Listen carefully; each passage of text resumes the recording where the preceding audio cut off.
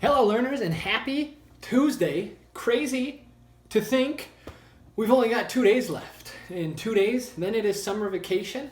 We've made it, so that means we only have 2 books left of Book of the Day with Mr. J. Hopefully you've enjoyed these stories as much as I have reading them to you guys. And again, throughout the summer, maybe we'll do one every now and then. Otherwise, you'll be able to go back and watch the previous books that we've read anytime you want. So, one of the last books we are going to read today is called Baby Brains by Simon James. It is the smartest baby in the whole world. So again, this is called Baby Brains.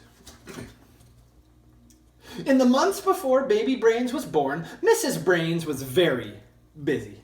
She read out loud every night to the baby inside her tummy. She played music in languages on headphones to her baby during the day. Mr. and Mrs. Brains wanted to make sure their baby was going to be very smart. They even turned up the television when the news came on. Mr. and Mrs. Brains were very excited when their baby was born. It was a boy. "Our very own Baby Brains," said Mr. Brains proudly. When they brought him home from the hospital, Mrs. Brains laid him down in the brand new crib. "Sleep tight, Baby Brains," she whispered. The next morning, Mrs. Brains was on her way to get breakfast when she heard some strange noises in the living room. Mrs. Brains opened the door to see her baby sitting on the sofa, reading the morning paper. By afternoon, Baby Brains was fixing the car. "We certainly have a bright one here," said Mr. Brains. That evening, Baby Brains spoke his first words. "I'd like to go to school tomorrow," he said. The next day, Baby Brains visited the local school. He sat down with the children and answered all the questions. The children were amazed.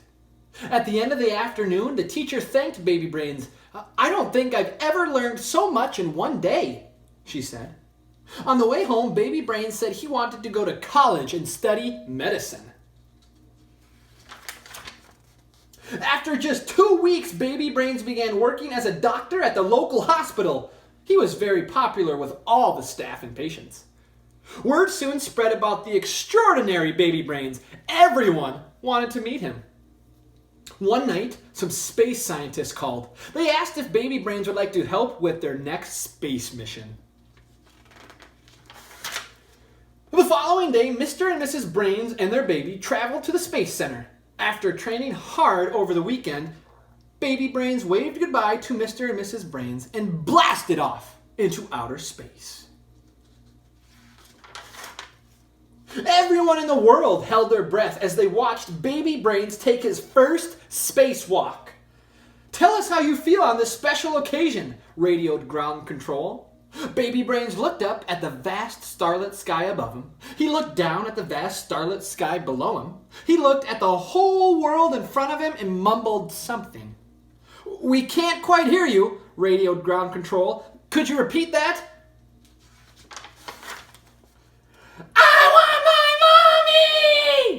wailed Baby Brains. "That's enough," Mrs. Brains yelled to the space controller. "Bring my baby home right now!" Baby Brains was flown home as quickly as possible. He felt very embarrassed as he stepped down from the hatch. But through the crowd of photographers and cameramen, Mrs. Brains came running. "Our beautiful little baby!" sighed Mrs. Brains as she lifted him high into the air. "Our brave little baby," said Mr. Brains. "Can we go home?" asked Baby Brains. At home, Mrs. Brains gave Baby Brains a warm bath, which made him feel a lot better. Mr. Brains tickled him, which made him laugh. And Mrs. Brains sang Baby Brains to sleep. Then they gently laid down in the brand new crib. It was good to have their baby home again. "Our very own Baby Brains," whispered Mrs. Brains. From that day on, Baby Brains spent most of his time at home, doing the things that most babies do, except, that is, on weekends,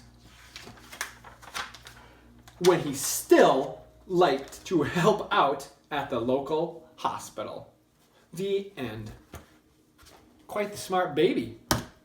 Bet he would have done well off with remote learning. So again, that was the book of the day with Mr. J, meaning tomorrow is our last book of the year. Crazy to think how fast this time has gone. Hopefully, again, you've enjoyed these books as much as I've enjoyed reading them to you. Thanks for watching.